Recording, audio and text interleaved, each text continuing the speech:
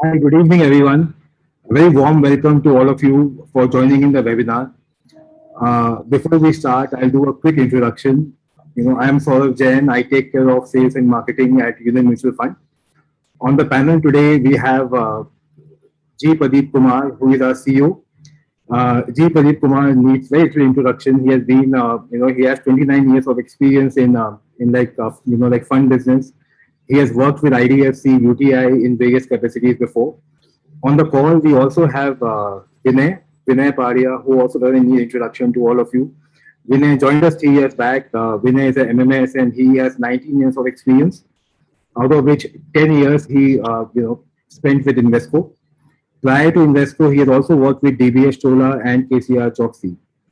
We also have on the call, Hardik, who is a fund manager for us. Hardik has 13 years of experience. He has worked with companies like Motilal Oswal, Daulat Capital. He is a CFA. We also have Sanjay, who has just joined us recently. Sanjay has a 14 years of experience. He is a CFA, chartered accountant, and MSc by qualification. He has a rich experience of 14 years. He has worked with fund houses like Canara Banco, LIC, and Quantum before. Before we start our webinar, this is a slightly different take on webinar. So rather than doing a monologue on our view, we have tried to make it interactive. We already had some questions on the Q&A tab, close to 170 questions. We'll be trying to cover them during our freewheeling session. So to start with, Vinay, the first question which goes to you is, can you talk a bit about how the entire equity team is structured in our company after you came in? How did you put the structure in place? You're on mute. Sorry. So thanks, Saurabh. The objective of our investment process and the way we have structured this investment process is to institutionalize investing. We want to ensure that investing, which is a blend of art and science, has more of science involved whenever we are making decisions. So the way we think about investment process is how we can infuse more science into the art of investing. How can we ensure a repeatability of performances over a period of time? Because what we have observed is that investors are not too much worried about what happens in the near term or how much great returns we have delivered in the past. But what they are more concerned is over a stable, consistent outcomes. That is the broad background of the process. Also, the objective of this process is to ensure that we make it more institutional. We emphasize institution over individuals. Objective is that once we have designed the system, this will be continued to, it will be repeated over and over again by individuals. It may be me, it may be anyone or anyone. So idea is that an investor in Union Mutual Fund gets a consistent outcome. The core investment philosophy at Union Mutual Fund is very opposed to the common cliche. We have adopted natural intelligence and human learning. So a team is comprised of people who have been handpicked after a fairly detailed interview process, discussions, etc., to ensure that we have a very strong talent base of natural intelligence. On top of that, we emphasize on human learning. We emphasize on what are the mistakes we have committed and to ensure that the human being learns, each of the members of the team learns from those mistakes. So our stock selection philosophy is deeply ingrained in our belief in fundamental analysis. We believe high quality growing businesses which are managed efficiently, when these are brought at a reasonable valuations, can generate sustainable wealth. And over a medium to long term, stock prices track fair values. So broadly, this is the the belief in terms of stock selection. In terms of portfolio construction, we have recently unveiled our investment process version 2, and we will talk more about it.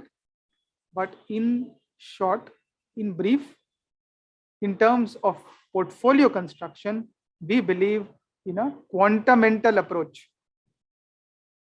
So each of the funds will have different objectives to be achieved. However, the fund mandate is sacrosanct. It has to be followed in both letter and spirit. And more importantly, as we emphasized on human learning, so our investment process has also kept on iterating and has learned. And hence, now we also incorporate quantitative factors to help us create portfolios objectively. Yeah. So the way we work as a team is that we have actually broadly 3 sets of people in the team. We have the CIO who oversees the equity functions.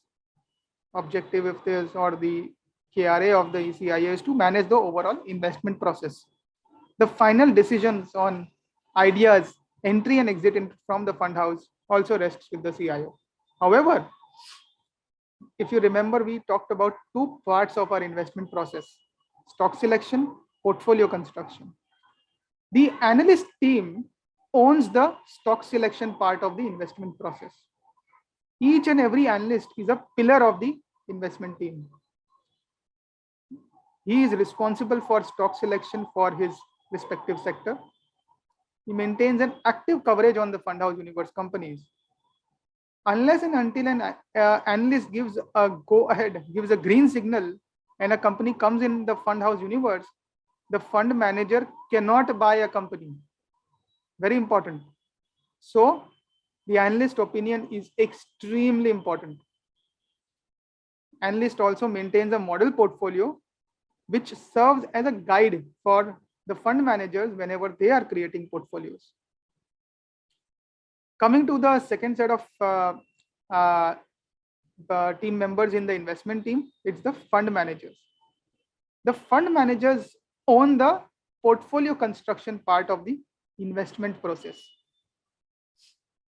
Overall, they would look at portfolio performance. They are responsible for the portfolio performance relative to the peer group, relative to the benchmark. They are free to manage funds within the boundaries of portfolio construction guidelines and the quantamental process which we have set up.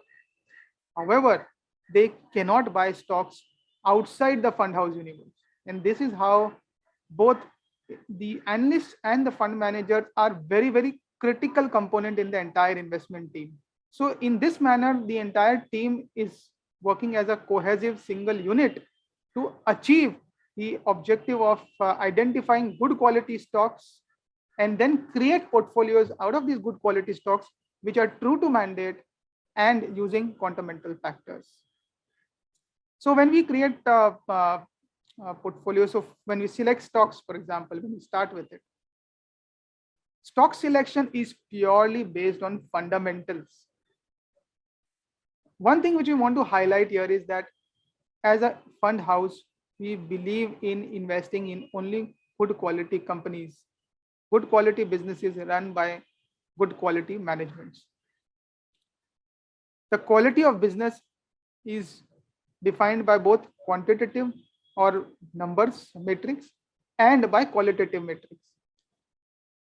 So when I talk about quantitative metrics, it means the business should have the ability to generate above average returns on equity in the future. Very important, returns on equities have to be looked at from the prism of how they are going to be achieved over a period of time in the future. We also want to look at companies which can grow at above average growth rate compared to their industry. And thirdly, consistency of returns on equity and sustainability of growth are very important indicators of quality of business. Coming to quality of management, I think there is a lot of confusion. People use this quality of management in a very loose manner, but we have very strong system in the form of checklists, which has been created to ensure that we avoid all the landmines. For example, in this checklist, we have hygiene data like what is the promoter pledge, promoter remuneration, related party transactions, which are the different businesses which promoter has, and is the promoter interest aligned. We also look at historical track record. What is the capital allocation strategy? Are there any sort of regulatory cases against the promoters? There are lots of things which we need to investigate and do due diligence before ensuring that a company's management is a quality management. And even after that, no management can be bucketed into black and white, like good and bad. Management quality is a gray area. We want to ensure that we are more towards a good quality management than towards bad quality. Can we go to the next slide? Now, here we are talking about valuation. So in stock selection, we talked about which type of companies we buy. Now, it is also important that we buy that company at a reasonable price. Now, this reasonable price is a very subjective, and various people use various definitions of valuation prices. We at Union Mutual Fund have devised a proprietary system which we call as the fair value approach to investing, to help us judge whether companies are attractively valued or they are expensive. And this fair value is actually nothing but value driver, which is like either core earnings or core book value, multiplied by a fair multiple. And this fair multiple is driven by 4 factors: long-term returns on equity, long-term growth rates, risk-free rate, and riskiness of cash flow. And mind you, each of these is a quantitative factor, very much defined in terms of numbers.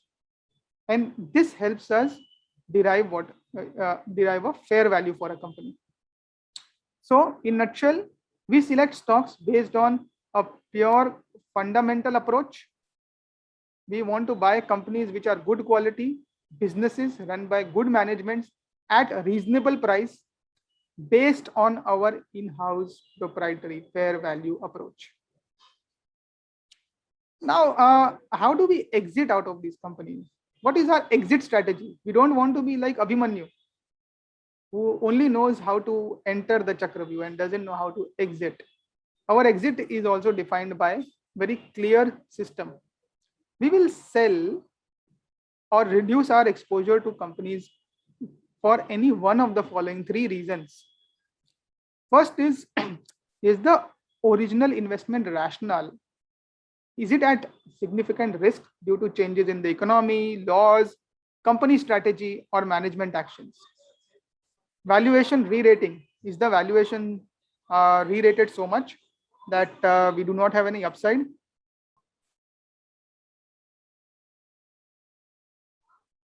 Valuation re-rating, as I said, if it's not a big upside, and if we are able to find a alternative idea with a better risk reward payoff.